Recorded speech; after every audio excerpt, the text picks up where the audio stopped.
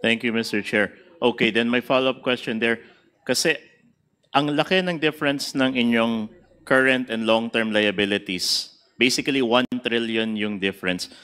Gaano ba kahaba yung forecast ninyo na ito? Kasi if you say this is to account for future claims, gaano kahaba po ba ang forecast ninyo na ito? Mr. Chair, may I? Opo. Yun po kasing requirement pagdating sa calculation po ng insurance contract liabilities is based on the contractual obligation po ng korporasyon na nakasaad po sa batas, ano po, considering na ang sinusunod po namin is the RA 11223. So, the fact po na covered po ang miyembro hanggang sa mamatay po ang miyembro, so yun pong pag-calculate ng expected benefit payouts for this member would be until the member dies po. So, for example po, age 40 na miyembro, kakalculate po yung probability na buhay siya hanggang kailan, and then yun pong kanyang premium payment will be until age 60 po. So, Okay. Then, Mr. Chair, I would want to ask this question. Are you a health insurance or a life insurance? Mr. Chair, health insurance po ang social Then- health insurance. How come ang pagkwenta ninyo ay parang life insurance? Kasi po, kung ganito yung mangyayari, never will it come to a point na magiging positive ang net worth ninyo. Kasi sa sobrang taas ng lifespan, especially you are getting claim or you're computing based on yung member contributions or members who are within a capable working age pa rin. They're quite healthy. Mahaba pa ang buhay ng mga yan. So if you're going to be computing until the time wherein they are not even disabled, they're not working, to the time na mamatay sila, and we are expecting an average lifespan of what, 72 years? Negative palagi yung negative palagi ang net worth ng PhilHealth mangyayari dyan. Baka you may want to reconsider kung paano yung pag-compute ninyo ng liabilities. Kasi this is going to be for a life insurance type of balance sheet. Hindi to health insurance. Ang base ninyo sa pag-health insurance, baka maximum na nga yung 3 taon. You should only be computing based on your claims until the next year only. So maybe this is, Mr. Chair, kaya there's so much that is coming out in the media and the public na mali yung interpretation nila sa balance sheet ng PhilHealth is because mali din yung mga assumptions ninyo. You may want to redo this so that it better reflects the state of the health insurer, that you would not be using this, you would not be computing this through like a life insurance. I mean, why do we do that? Because you said that you are using the guidelines of RA 11223. Tama po ba? It's the Philippine Financial Reporting Standards po, PFRS. But that's for a life insurance. Hindi po, pati din po sa health insurance din po, bali. Dahil po nasa law naman po na bibigyan natin ng benepisyo yung pasyente hanggang buhay po. Kaya po yun po yung pinagbabasihan namin, kaya meron siyang benepisyo hanggang sa mamatay. Hindi po katulad ng mga health insurance. Ang health insurance po, especially on the private side, yearly po yan. So, this year, ang premium ay valid lang for 1 year. Kasi yung coverage niya, valid lang for 1 year. So, kung hindi po siya magre-renew next year, wala na po siyang coverage. Hindi po katulad sa social health insurance na regardless po kung mag-renew o hindi po talaga nagre-renew kasi automatically covered naman po ang mga Pilipino. So, kaya po by contractual obligation, Mr. Chair. By law po. Mr. Chair, sorry. Mr. Chair. Yes, Mr. Ledesma. Noted po, Kong, on your comment, no. Maybe what we'll do is we'll confer with the COA, with the Commission on Audit. We'll look into this and then we'll discuss it with them and then we'll revert po. Thank you. Yes, Yeah. thank you. Thank I think you. That, Thank you. that would be a better assurance, because if this is going to be the case, if you will be following like what a life insurance is, no way will it show that PhilHealth is going to be in any good financial health with this kind of liability, diba? Yet when you look at your cash position, you're close to you're 700 billion, diba? So it would make sense. Mr. Chair, I think I know that this is just a briefing anyway. At least what we wanted to achieve here is to assure the public that the benefits will not cease. They will still be able to avail of the benefits of PhilHealth. And if with the assurance also of the leadership of PhilHealth that there is going to be we have the 30% across the board increase, and then 50% increase in select case rates, which I assume you would study to be using maybe the top 10 or top 20 morbidity cases, kasi yun naman yung talagang kailangan. And then with your reserve fund of close to 700 billion pesos na hindi naman mababang karote ang PhilHealth. Okay, so everything, yeah, I think that's it for now, Mr. Chair. I know this is just a briefing. There are still other things that we may ask from PhilHealth. We could just call them at some other time when it's more appropriate to ask these questions. But for Mr. now, Chair. Mr. Chair, thank you very much. Mr. Chair. Mr. Thank you, Honorable Ray Reyes. Mr. Yes. Chair. No, just Mr. one last quick comment. Thank you, Kong Ray. No, so we will look into the issue with we'll discuss it with COA and also the Department of Finance. No, but it's a very good point you bring up. No, we will look into it. Thank you, Mr. Chair. Mr. Chair. Yes, Dr. Albert Domingo. Thank you. Salamat po, Mr. Chair. Hindi po kami finance experts sa DOH, pero bilang mga doktor po ay pinilitan na din naming aralin. Kasi kung ito yung magliligtas sa buhay, aaralin na rin namin yung insurance contract liabilities. So kung makakatulong po para sa ating komite, since briefing nga po ito, naungkat po namin yung reference material. Ito po ay Insurance Commission Circular Letter number 2022-14. Ang date po is March 14, 2022. Ang subject po is ang Adoption of Philippine Financial Reporting Standards or PFRS for Insurance Contracts. Kung saan nakalagay po na ito ay isang financial reporting framework, and I have to read it in English para makita natin yung contrast. No? This financial reporting framework is not the same as the financial reporting framework used for general purpose financial statements. Tapos nakasulat rin po dito na ito ay ginagamit para sa mga statutory financial statements and reports required by the Commission. Napaisip lang po kami, Mr. Chair, na parang ano kaya yung ibig sabihin nun. Tapos dun sa salita nung ICL, yung letter C kasi is contracts. And then nakikinig po ako sa sinabi ng ating Office of the Actuary, Acting SVP Neri, at ang sinabi po niya, Mr. Chair, is binabase kasi sa pag-private health insurance, binabase nila sa kontrata. Nabulong lang po naman sa akin ito na may tatlong elemento yung kontrata: offer, acceptance, and consideration.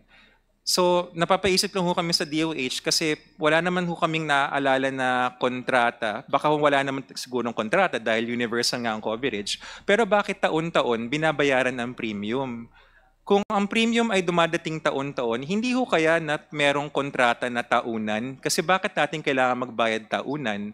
Kung ang kontrata natin ay lifetime, baka dapat yung binayaran na skin ng mga direct contributors is yung premium natin hanggang tayo po ay pumanaw, which is absurd. Hindi ho siya parang tamang pakinggan. Bakit hindi ko nga alam kailan ako mamamatay bakit ako magbabayad ng X number of years. So nabanggit lang ho namin yon kasi sa very basic understanding po namin sa DOH, ang PhilHealth po ay isang tinatawag na pay-as-you-go insurance. Sa Tagalog po ay paluwagan, na kung tayo ay nabanggit ho ng Honorable Kimbo kanina, Mr. Chair, yung sinasabing risk pooling na parang bakas-bakas tayo, paluwagan. Hindi ako magkakasakit ngayong taon na ito, pero may ibang magkakasakit. So yung bayad ko magagamit para sa kanya. Para sa susunod na taon, panibagong kontrata, kung ako naman yung magkasakit, gagamitin ko yung binayad ng iba para sa akin. Kung makakatulong po sana sa komite, Mr. Chair. Salamat po. bears reiterating, especially to assure the public, hindi po ba? There's a reason why we had this meeting right now, because we have to assure the public of some concerns that they may have, because somebody jumped the gun in making assumptions on what will happen sa budget natin.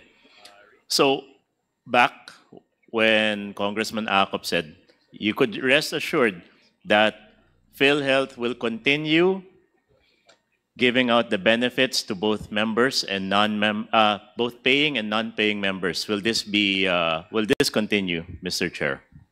Yes, Mr. Chair. Thank you. Is it true also that PhilHealth has sufficient funding so that you may be able to continue paying the benefits and hospital claims? Yes, Mr. Chair. All right. Tama po ba ang pagkarinig ko kanina, Mr. Chair, that you have close to 700 billion pesos still at your disposal? Tama po ba, Mr. Chair, President Mandy? The exact number, Mr. Chair, if I can allow SVP Renette to address the question.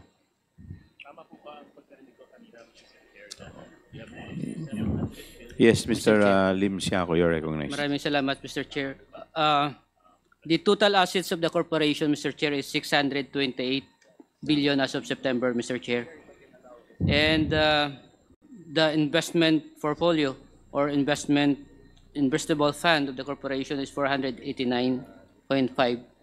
Looking into the members' equity, again, the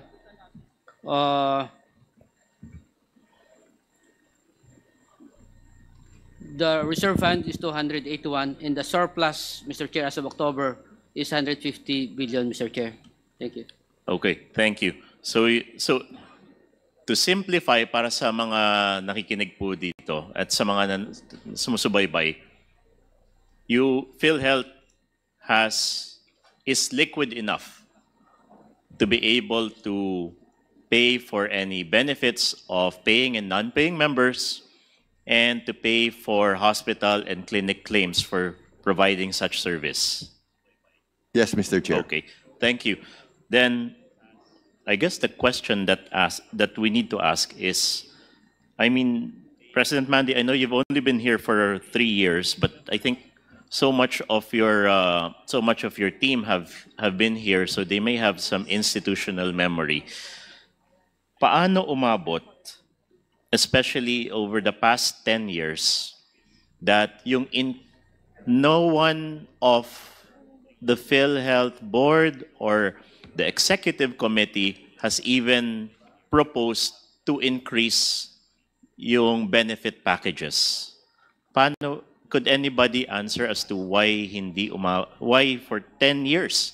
Kung tama po ba 10 years or baka 7 years yan na hindi kayo nag-increase ng benefit packages, despite showing na if we will be looking at your statements of financial position and financial performance, is net positive naman po yata kayo over the past 7 years. So, paano po umabot na ganun? Bakit hindi nag-increase si PhilHealth over, hindi kayo nag-increase ng benefit packages? Yes, Attorney Santos. Mr. Chairperson, Honorable Representative Reyes, based on records, in 2019, there was a proposal to study and increase the case rates. However, that was overtaken by the pandemic, Mr. Chairperson, Honorable Representative Reyes, and PhilHealth focused on the development of packages to address the pandemic, Mr. Chairperson. So it was only during the administration or leadership of PCO Ledesma that the study continued and resumed, Mr. Chairperson. Thank you very much. Okay, Mr. Chair, wag po natin gagamitin yung pandemic as an excuse na hindi nyo in-increase yung benefit packages nun. Because during the same pandemic, in-increase nyo yung bonuses sa inyong executive committee. I think that was 2021. During the budget deliberations, lumabas yung isang executive order where you availed on either the increase of the performance incentives or yung mga benefits for the executive committee. So hindi po maaaring na pandemya ang excuse kung hindi nag-increase yung benefit packages of the members, pero yung mga executive committee nyo na naman, in-increase nyo yung mga bonuses and compensation ninyo. Okay? But let's use that. Let's, uungkatin na lang natin yan at a different time. We will get to that. I'd like to focus now on the financial position. Based dun sa BESF na pinadala, can anybody give us the definition dun sa liabilities ninyo? No? Meron kayong current liabilities sa domestic creditors and meron kayong long-term liabilities. Ano po yung ibig sabihin ng current liabilities sa domestic creditors and ano yung long-term liabilities sa domestic creditors? Mr. Chair.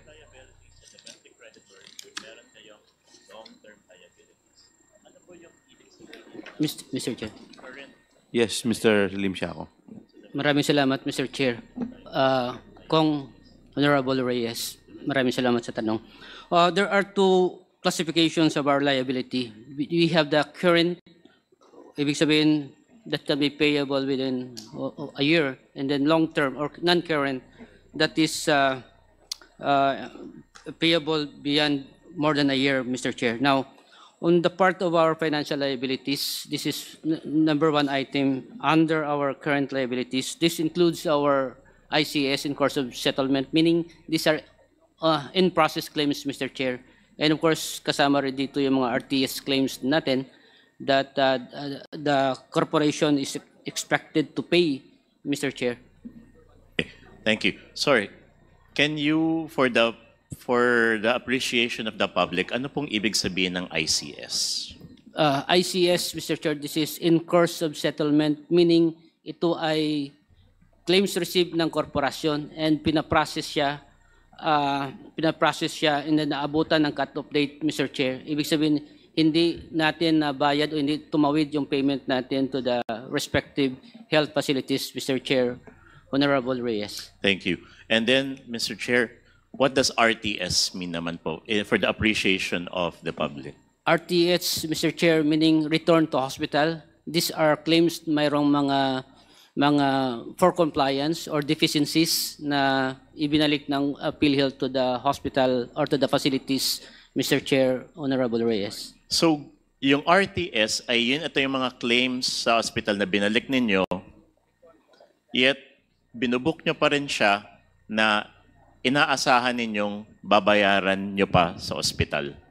Tama po? Tama po, Mr. Chair, Honorable Reyes. So, Mr. Chair, kung ganun po, bakit po bumalik sa ospital yung mga claims na to at hindi na lang po bayaran diretso ng PhilHealth? The reason why, Mr. Chair, I wanted to go to this is most of the health facilities, both actually government and private, are losing confidence in PhilHealth because of your inability to settle the claims at a timely manner.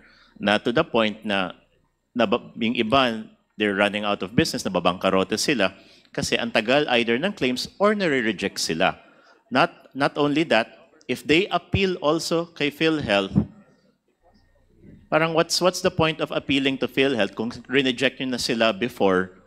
I think parang may disconnect po yata na kayo pa yung appeal court para sa mga rejected. So can you give us a greater appreciation kung bakit ganito po yung proseso?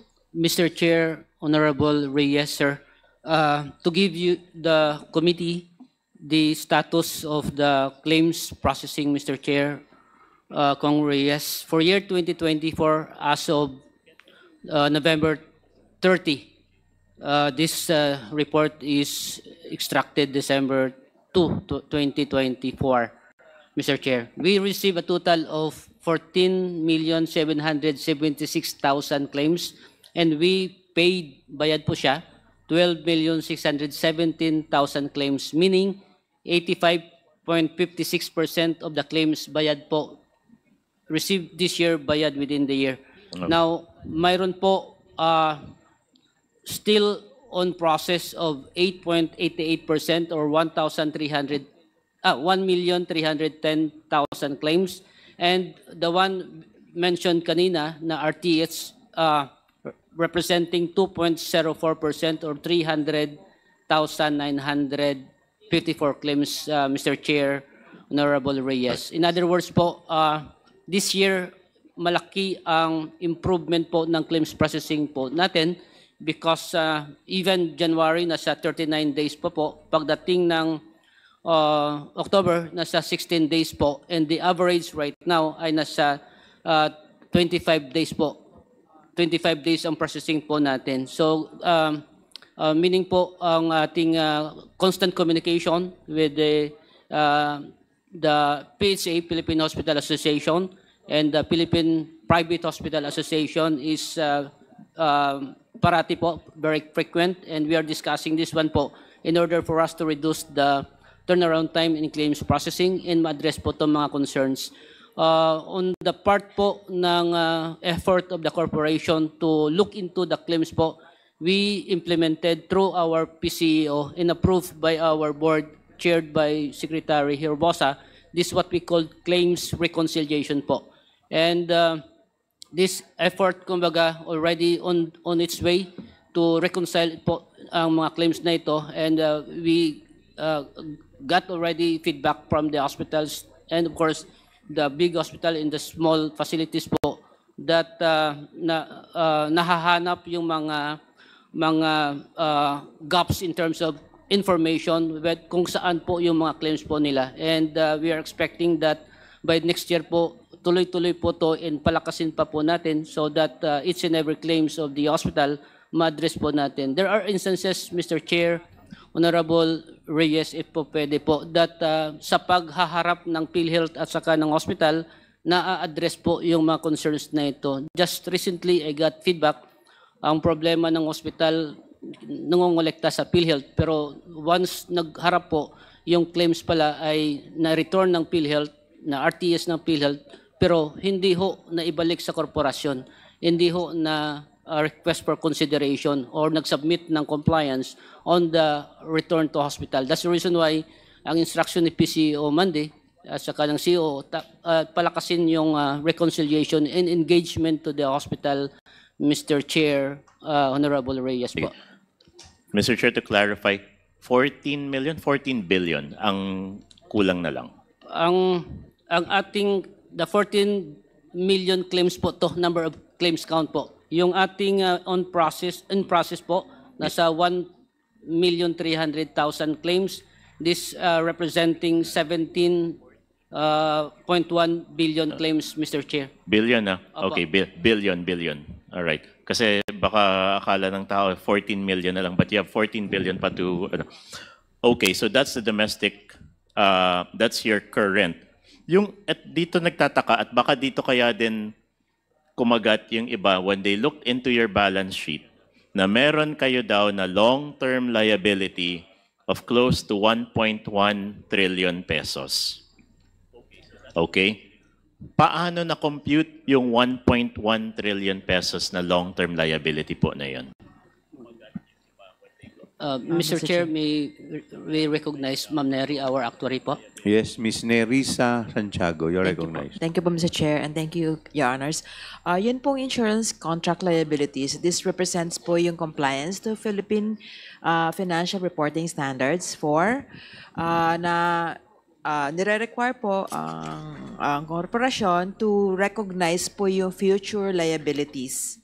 Ibig sabihin po, yun pong future na in-expect na babayaran for the members ay i-discount po to the present. Less po yung contributions na marireceive from the members at i-discount din po to the present. So parang ang pinaka-purpose po ng insurance contract liabilities is for us to know kung kakayanin po ba ng set of contributions na marireceive in the future, yun pong set of benefit payments na babayaran in the future. So the fact po na mas malaki po yung nasa liabilities po siya, ibig sabihin mas malaki po yung in-expect na benefit payouts in the future versus po dun sa ma-receive na premium in the future.